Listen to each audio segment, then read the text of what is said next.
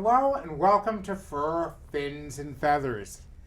Remarkably, this is our 32nd broadcast, and we have several new guests. Alane Malone is Yes. from Rehoboth. Welcome. Thank you. And she's an avid horse fancier. And Kayleigh, and your last name is? Harwood. Kayleigh Harwood is a student at Bristol Aggie, and she's an avid horsewoman too. So welcome. Thank you. You've got lots of information to share with us today. Yes, we do. Tell us about your interest, Alane, in horses. So as a young person, I couldn't help just be drawn to horses. My grandfather had horses. He had race horses. They were trotters. They pull the sulky. And it was just, I think I inherited the horse gene. And I just always had a fascination with horses. And when I was about 8 years old, my parents looked into horseback riding lessons for me. And they found someone in Berkeley, Mass. And that's the beginning right there. And I'm 57 years old now, and I never stopped horsing around. And tell me, how did you get involved?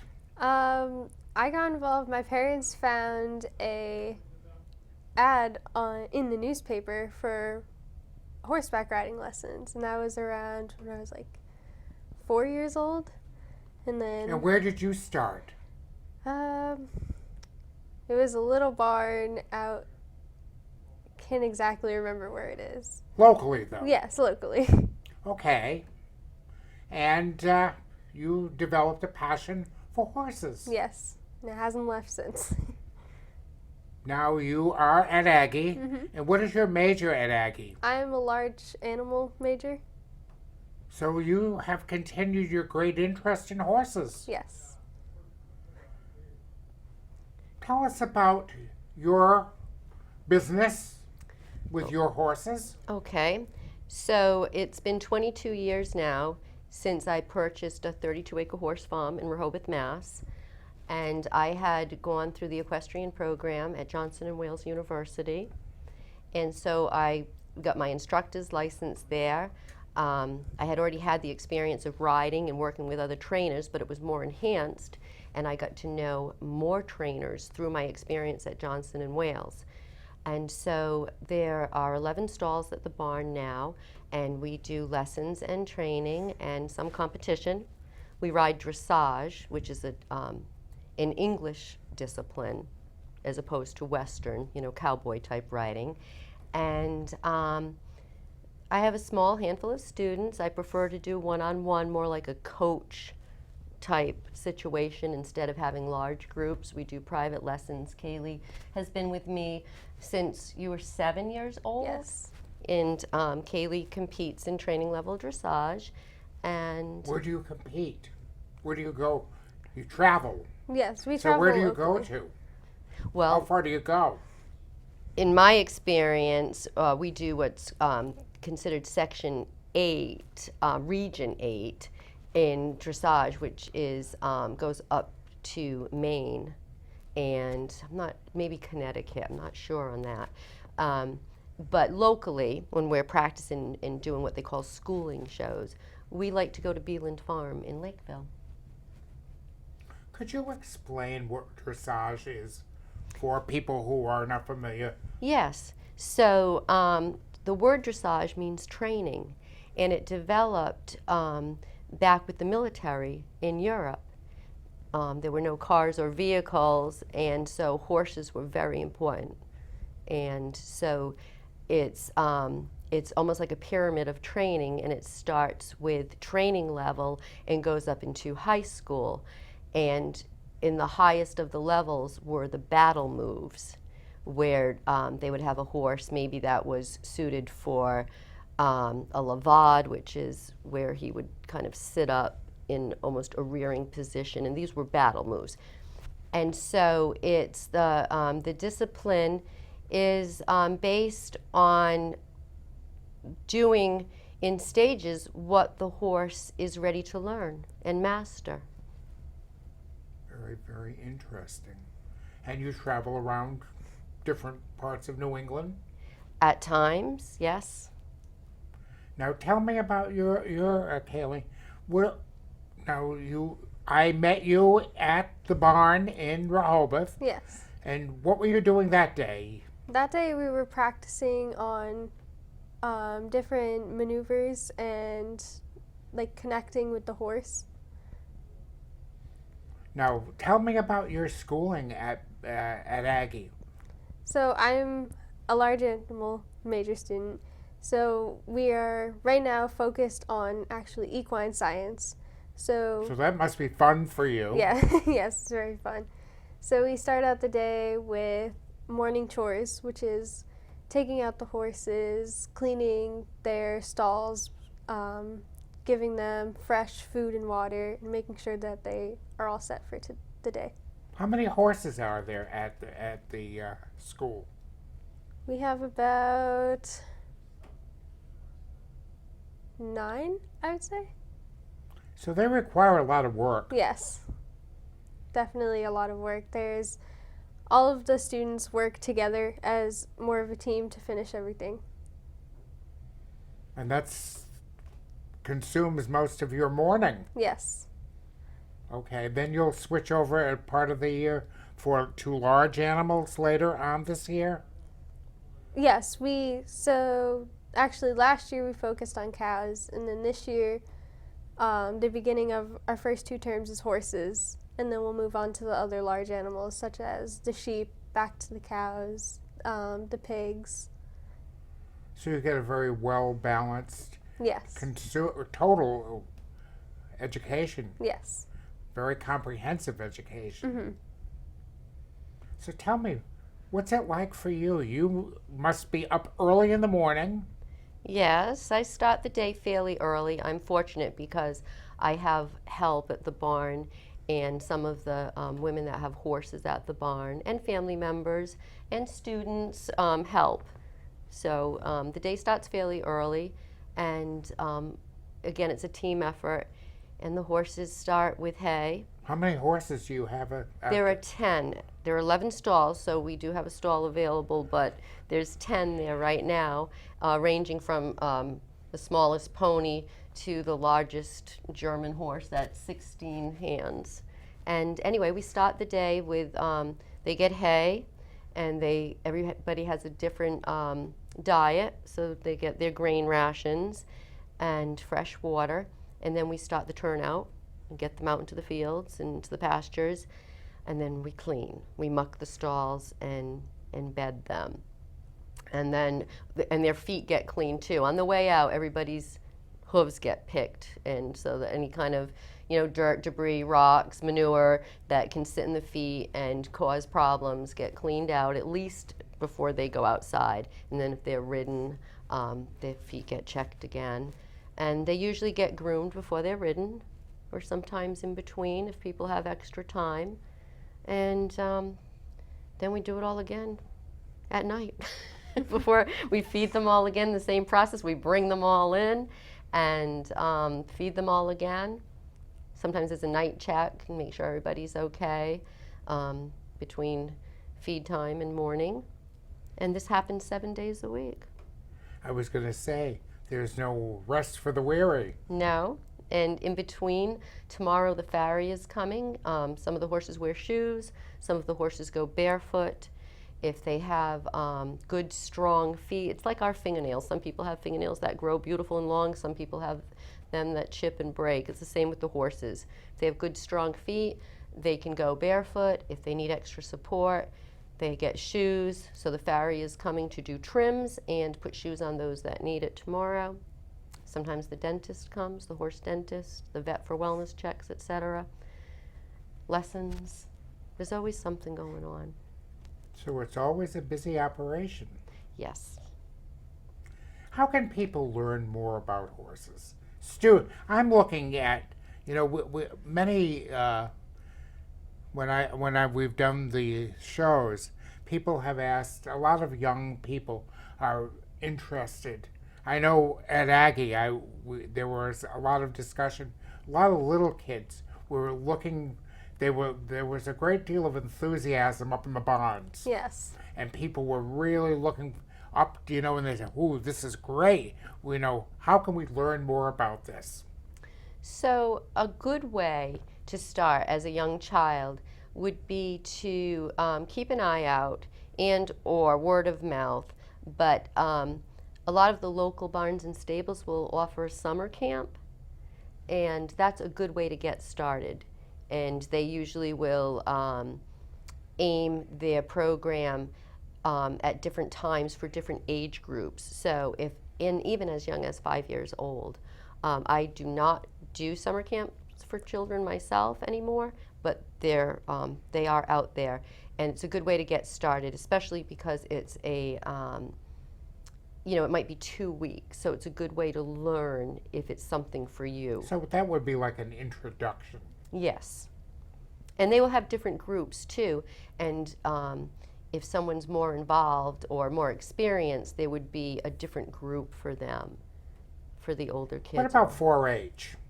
So we talked a little bit about 4-H, and it's funny, on my way here to you, there was a sign that said 4-H happens here on someone's lawn. So there are 4-H groups out there. I'm seeing them around Rehoboth. Yes. And a couple in Swansea lately. Yes. So I think, again, keep an eye out, word of mouth, and to find where the groups are. Did you belong to 4-H? I personally have not, but I have a lot of friends who have belonged to 4-H and a lot of people around Bristol Aggie who have been involved in it. So Kayleigh might be a good resource for someone who's looking, or at least you could ask your friends, Yeah. What groups they belong to. Tell me about your experience. I know that at Aggie they do have programs for students who with dogs. Yes. Are you involved? Are there any horse-related programs at Aggie? So we have a program called the FFA. Yeah. So it's The Future Farmers of America. Yes. Yeah. So within that, there is a few programs that you can go into that involve horses. So one of our classes in FFA is actually horse evaluation, which is judging the horse, and like equitation. There's equitation, so the riders, how they present the horse and how they present themselves on the horse. And do you know, when she mentions equitation, what she's referring to is the rider and their position on the horse. So when Kayleigh mentions equitation, sometimes when you're competing, there are classes that are equitation classes, and they are judged on the rider and the rider's performance and correctness. And there are other classes in horse shows where it almost, as long as the job's getting done, the focus isn't on the correctness of the position of the rider, but on the horse itself and the horse's performance. Do you ride? I most certainly do. Tell me about that. Well, I try to ride as often as possible, but I've been riding since I was 8 years old. I've worked with several trainers in the area and some far, and just recently got a new horse into the barn that I'm hoping to compete in dressage this year, and it's just part of the everyday mix. Always striving to do more and to do better. The dressage is something that you have to master, and you never stop learning. Are there tours available at various farms? Sometimes the farms will have... like an open house That's type. correct. They'll have an open house so that you can get to know their program and what they offer, because there are so many different types of riding and different types of horses. There's Western disciplines. Within the English discipline, we talked about, dressage, which is, our preference, but there's hunter jumpers, and there's pleasure riding. So the different barns, sometimes they'll have an open house, and you can get to know if they work more with children or adults, or if they're a Western barn, or whatever it is that they do. It's a good way to get to know them. So this is very, very interesting. Horses are interesting. They have a lot of personality. I don't think people, I suppose like with any animal, until you get around them, can you truly appreciate that they all have different personalities, temperament, and they're very intelligent. They have us trained as well. For sure. Yeah. They'll tell you when it's time to eat, if they see their buddies going out in the pasture, because everything's done the same way. Horses like structure. So, and they also have a pecking order in the herd, so you learn who needs to go out first as to avoid, any squabbles. And when they see a buddy go out, they'll start to whinny and nicker because they know their turn is coming. If you don't get to them, they might not be going out for some reason. They're going to get to be ridden or whatever, but they do have something to say about it. So they can be vocal. Yes. Yes. And it's funny, some of the bigger ones have high, squeaky voices, and some of the little ponies have really deep, deep voices. And you get to know their individual voices as well. Talk about ponies. They're beautiful. They are, and they're very different. Some people think that miniature horses are ponies, but they're very different. Miniature horses are bred to look like a small version of a horse, where the pony breeds tend to maybe not be as refined looking in general. There's always, shades of gray. And anyway, the ponies might have a stockier build and a larger head, and the pony personality is different. Just as you may find a difference in a big dog and a small dog in personality, ponies can be a little more mischievous and a little more sassy. And some of the breeds are truly bred for children and to be around children. Really? Yeah, especially. Very interesting. Again, the Europeans, are very big into their horses. It's been a way of life for them much longer than it has for us in the United States, being, a newer country. And so there are pony breeds that have come through the times and are great for children. They have the Welch Pony being one of them. And that's becoming a very popular breed in this country. Oh yes, for some time now, yes. The Welch Ponies are very desirable.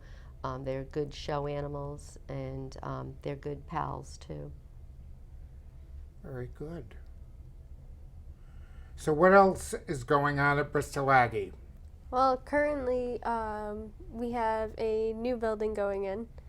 Which is going to be beautiful. Yes, unfortunately, I might not be around to see it. The construction is planned for 3 years, but they are working very fast. They're trying to get it done as soon as possible to get all of those new and more advanced technologies in for a better educational experience. Now, when you finish Bristol Aggie, where are you going to be headed? Currently, I am looking into Johnson & Wales. For equine? Yes, for their equine programs. Very good. And that is a 2-year program? No, they have a 4-year program there. Oh, do they? They do, and it is, I don't recall exactly the breakdown of the different programs. There are 2 years, but you can have an equestrian / business degree. You can major in riding.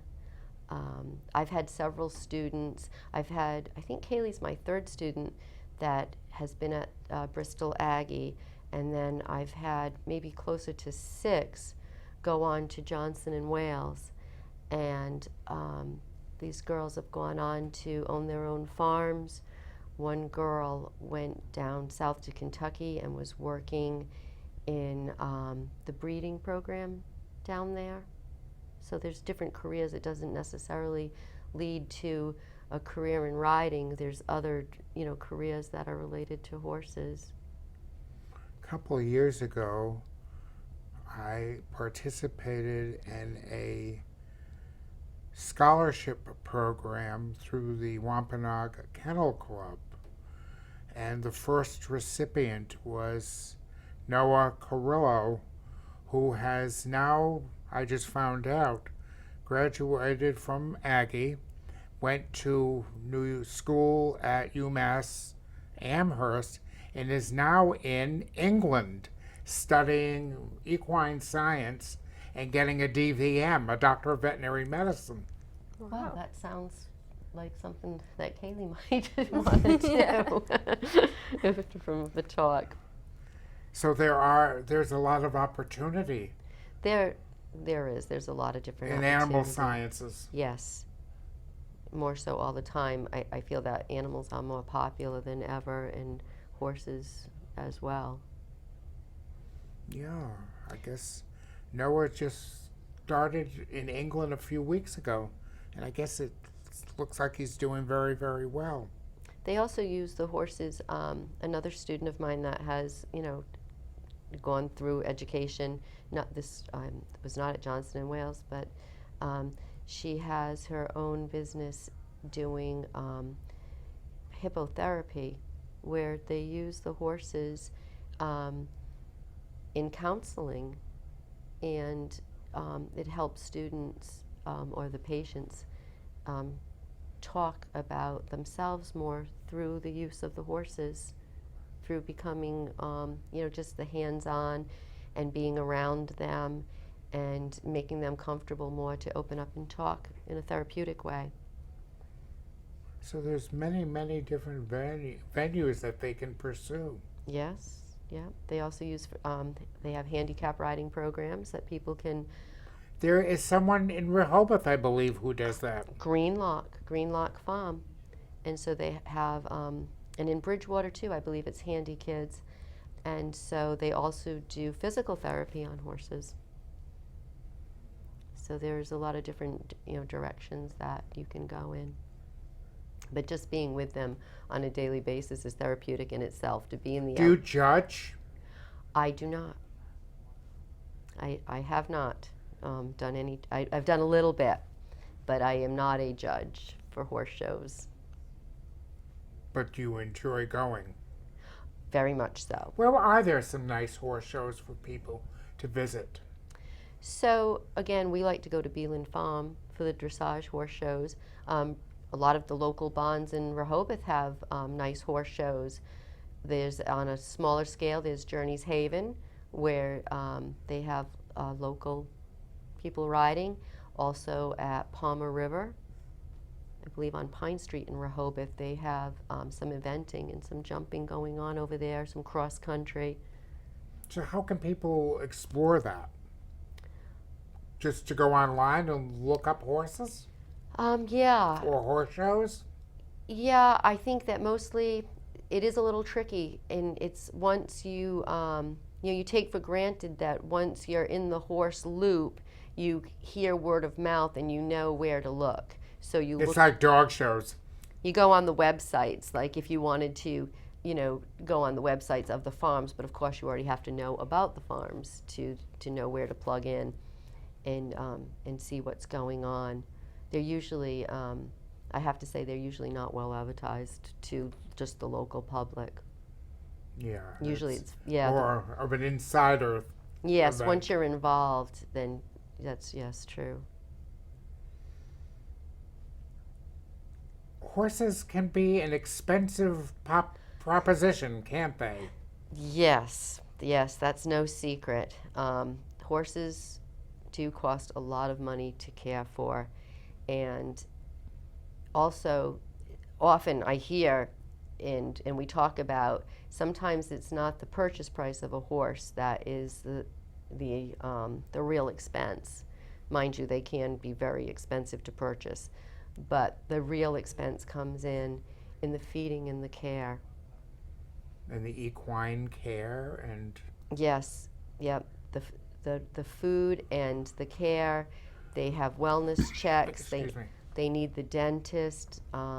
Sometimes you get a scrape or scratch that needs to be stitched, or lamenesses come up, and it's very costly. Riding and training. Riding lessons, the average riding lesson locally is $40 to $50. An hour. A half hour, even sometimes. And then when you get to a point where you're becoming more specialized in your training and showing, and you need to maybe ride a horse that's more highly trained, lessons can easily be $75 to $125 an hour. However, starting out as a child, it could be very likely that you would be paying about $40 to $50, and it could be half an hour or a 1 hour. What about your outfits to wear in the ring? You have to very expensive outfits Yes. to wear. There is definitely a specific dress code, and you can, depending on what you are showing in, can get judged on your appearance and very much both your own and your horse's appearance. There are, in some of the smaller local shows with the riding programs, though, you can get away with a simple pair of riding pants and a polo shirt and a good strong shoe, and you don't need the whole regalia of breeches, boots, jacket. I mean, you'll always have to wear a helmet, but the formal dress clothes are not always necessary. Well, this has been very informative and very interesting, and I was just told that we are running out of space and time, so I will invite you to come back at another opportunity, and it was very nice meeting you both again, and good to see you. You as and well. We hope to hear from you again. Thank you, Brian. Thank you. Thank you.